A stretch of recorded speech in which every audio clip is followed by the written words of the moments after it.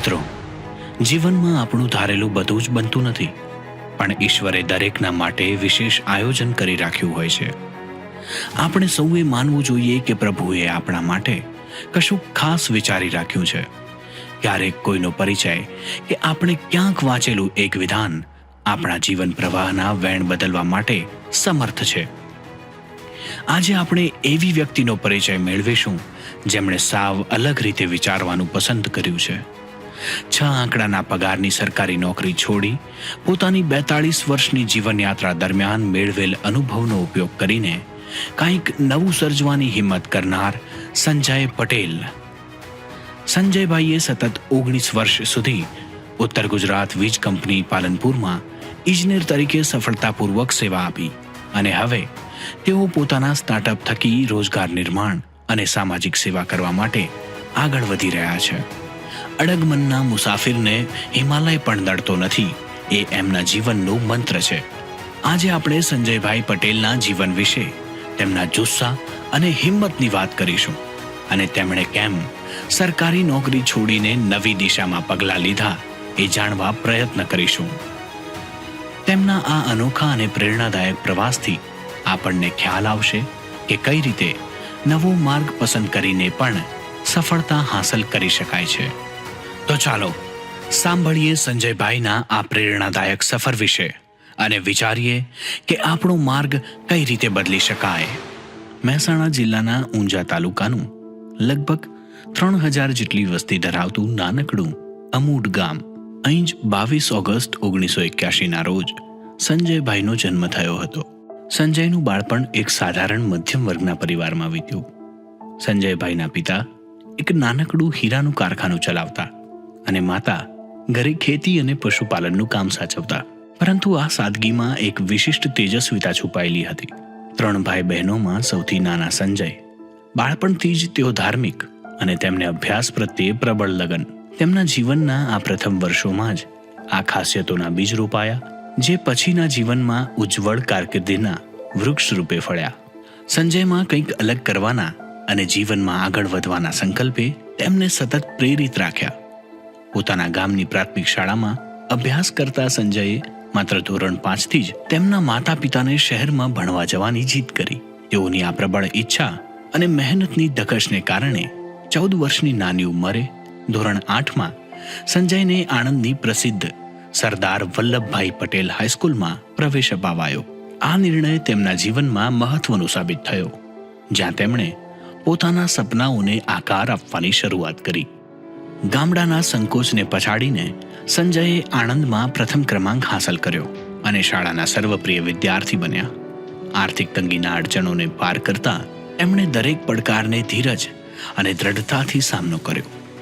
ધોરણ 8, 9 અને 10માં સરદાર વલ્લભભાઈ પટેલ હાઈસ્કૂલ આણંદમાં અભ્યાસ પૂર્ણ કર્યા પછી સંજયે માતા પિતાના માર્ગદર્શનને અનુસરીને પાલનપુર વિવિધલક્ષી વિદ્યા મંદિરમાં ધોરણ 11માં પ્રવેશ લીધો. પારિવારિક પરિસ્થિતિઓને ધ્યાનમાં રાખીને ઓછા ખર્ચે વધુ સફળતા મેળવવાનો એકમાત્ર ધ્યેય રાખીને તેમણે પાલનપુરની સાર્વજનિક છાત્રાલયમાં રહેવાની પસંદગી કરી. ધોરણ 11માં અભ્યાસ કરતી વખતે તેમને સમજાયું કે ધોરણ 12માં શ્રેષ્ઠ પરિણામ મેળવવા માટે છાત્રાલય છોડી અલગ વ્યવસ્થા કરવી પડશે. આર્થિક તંગી છતાં તેમણે આ નિર્ણય લીધો. છાત્રાલયમાં રહેતા અન્ય વિદ્યાર્થીઓ કરતાં વધુ શ્રેષ્ઠ પરિણામ મેળવી તેમણે પોતાની સમય સૂચકતા અને દીર્ઘદ્રષ્ટિને સાબિત કરી. આ તેમના અભિપ્રાયની મજબૂતતા અને અભ્યાસ માટેની પ્રતિબદ્ધતાનું પ્રતીક છે. તેમની આ પ્રેરણાદાયક યાત્રા સબૂત છે કે પ્રતિભા અને મહેનતના બળે કોઈ પણ પરિસ્થિતિઓને જીતવી શક્ય છે અને તે દરેક માટે પ્રેરણાનું કિરણ બનીને ઝળક્યા. સંજયનું સ્વપ્ન હતું કે તેઓ ડોક્ટર બની પરિવારનું નામ રોશન કરે, પરંતુ ધોરણ 12નું પરિણામ MBBSમાં એડમિશન અપાવવા માટે અસમર્થ રહ્યું અને તેમનું એ સ્વપ્ન અધૂરું રહી ગયું.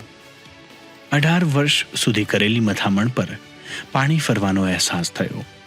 તેમ છતાં સંજયે હિંમત ન હારી પોતાનું ઊંચેરું મનોબળ બતાવતા તેમણે એન્જિનિયરિંગમાં એડમિશન લેવાનું નક્કી કર્યું અને નવા ઉત્સાહથી તેમના અભ્યાસને નવી દિશામાં આગળ વધાર્યો. સંજયની આ અભૂતપૂર્વ ધગશ અને સંઘર્ષમય પ્રયત્નો દર્શાવે છે કે જીવનમાં ચોક્કસ ગોલ પર નિશાન લગાવવું અને મજબૂત મનોબળ રાખવું કેટલું મહત્વનું છે, જે આપણને બતાવે છે કે સફળતા મેળવવાની દિશાઓ અનેક હોઈ શકે છે. મહત્વપૂર્ણ છે તો માત્ર પ્રયાસ અને હિંમત. અમદાવાદ અને બરોડા જેવા શહેરોમાં રહીને સારી કક્ષાની એન્જિનિયરિંગ કોલેજમાં અભ્યાસ કરવો ખર્ચાળ હતો. તેમ છતાં તેમના માતા પિતા આર્થિક મુશ્કેલીઓ વચ્ચે પણ તેઓને શ્રેષ્ઠ એન્જિનિયરિંગ કોલેજમાં અભ્યાસ કરાવવાના પક્ષમાં હતા.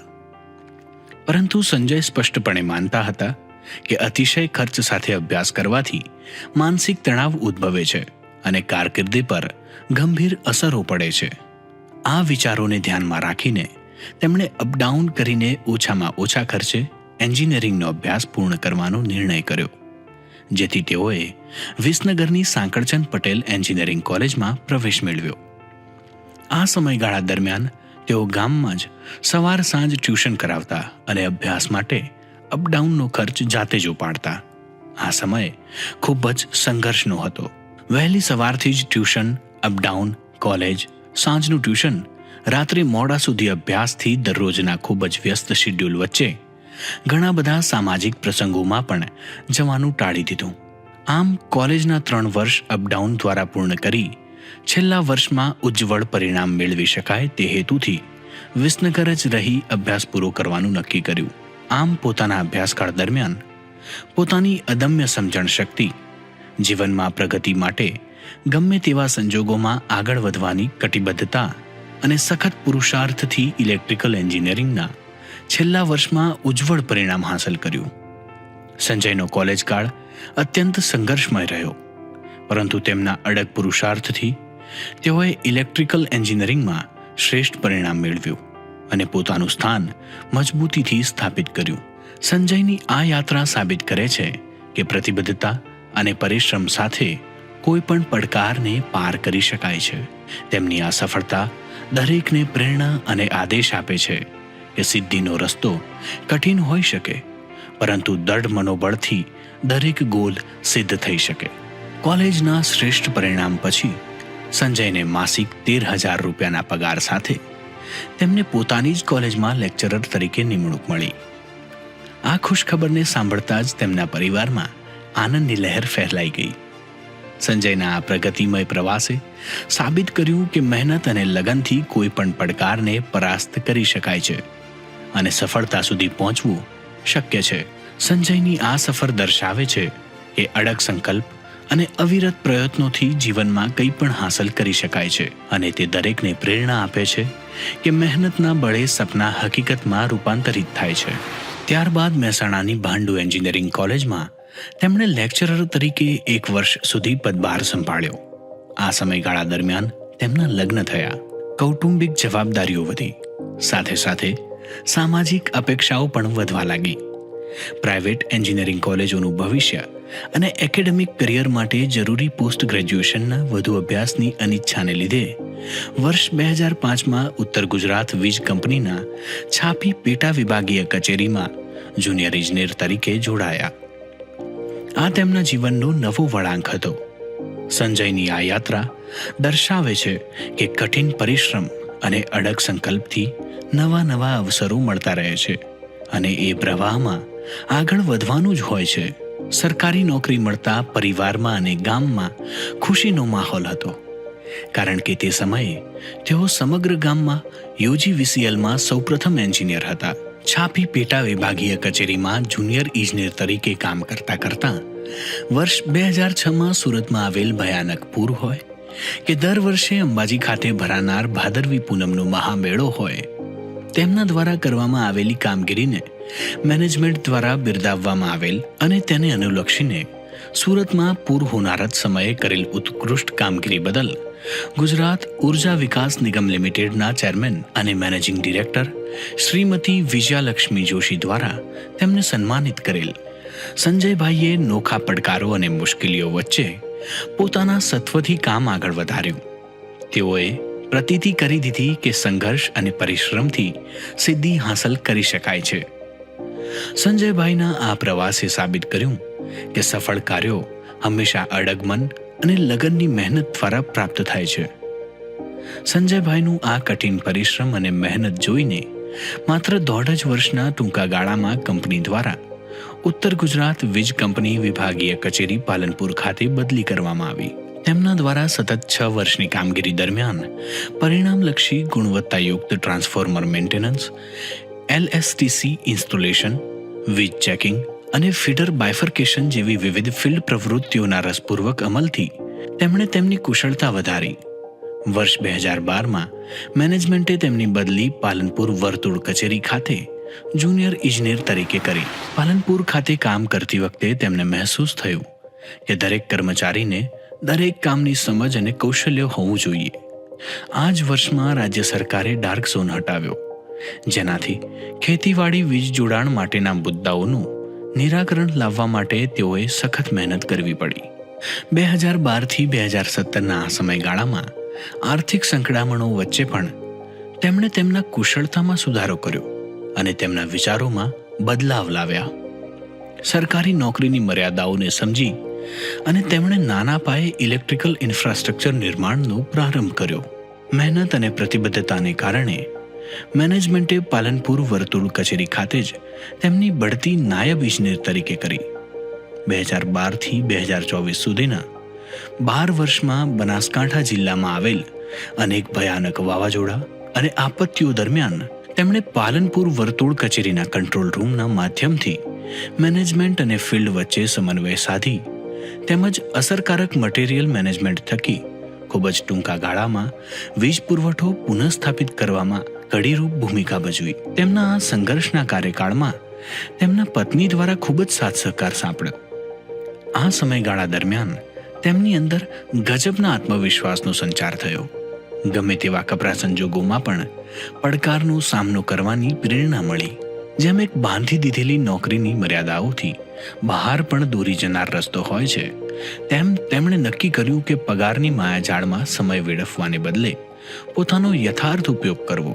સંજયના મનમાં સરકારી નોકરી છોડવાનો વિચાર આવ્યો, કારણ કે એમને ખાતરી થઈ ગઈ હતી કે મારી કેડી મારે ખુદ કંડારવાની છે. મનમાં અનેક ગડમથલો ચાલતી રહી, પરંતુ મારા જેવા સામાન્ય મધ્યમ વર્ગના છોકરાને 6 આંકડાનો પગાર છોડી આવા સ્વપ્ન જોવા ન પોસાય. તે વિચારે નિર્ણય કરવો ખૂબ જ મુશ્કેલ હતો. સતત અસમંજસ ચાલતી રહી, પરંતુ વર્ષ 2023માં પ્રગટ ગુરુ શ્રી મહંત સ્વામી મહારાજ લંડન ખાતે બિરાજમાન હતા. ત્યાંથી નોકરી છોડી પોતાનો સમય અને શક્તિ અન્ય લોકોની રોજગારીનું કારણ બનવા માટેના આશીર્વાદ મળ્યા. આ આશીર્વાદ સાથે નોકરી છોડીને અન્ય લોકો માટે રોજગારના માર્ગો શોધવા માટેનો વિચાર પોષાયો. આ વિચાર સાથે મનની અસમંજસ દૂર થઈ અને પોતાના સ્ટાર્ટઅપને આગળ વધારવા માટે ઉત્સાહ મળ્યો. આ સમયગાળા દરમિયાન રશ્મિ બંસલ લિખિત શૂન્યમાંથી સર્જન, રાજુ અંધારિયા લિખિત માનસરોવરના મોતી, ચેતન ભગત લિખિત 11 રૂલ્સ ફોર લાઈફ અને કુલદીપસિંહ કાલેર લિખિત ધંધો નાનો છે પણ પોતાનો છે જેવા પ્રેરણાદાયક પુસ્તકો વાંચ્યા.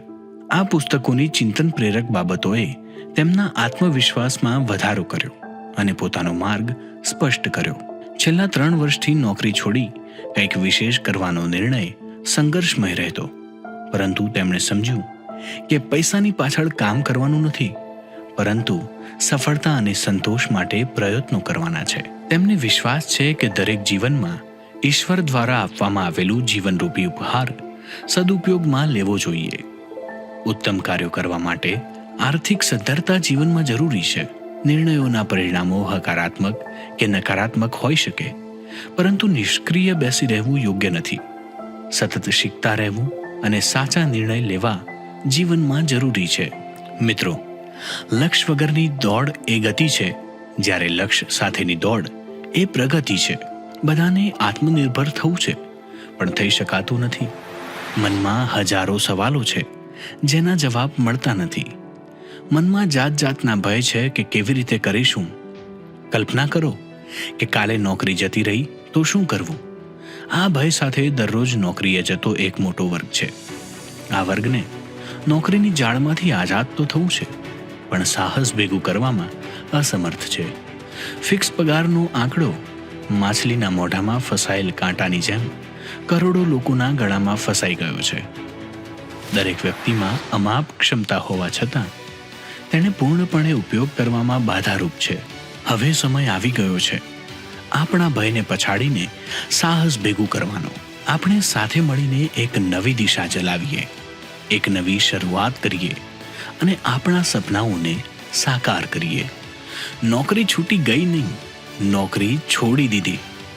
નોકરી મળતી નથી નહીં, નોકરી કરવી નથી.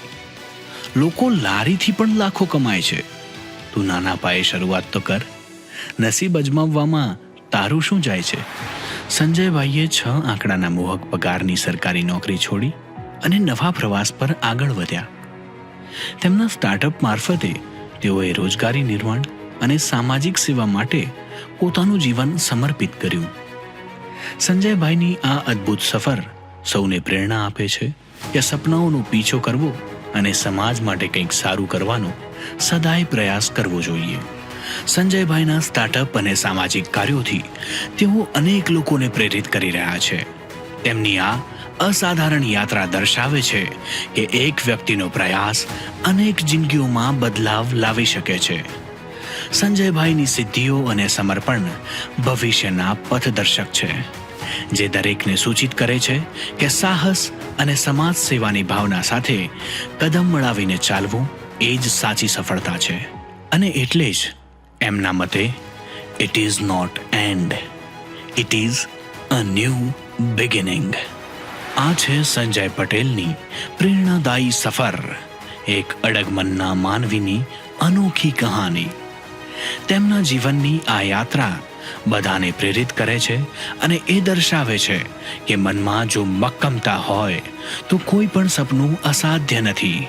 સંજય પટેલની આ સફર એવી છે કે જે દરેકના દિલમાં ઉમંગ અને આશાનો સૂર વગાડે છે અને જીવનને નવી દિશા આપે છે.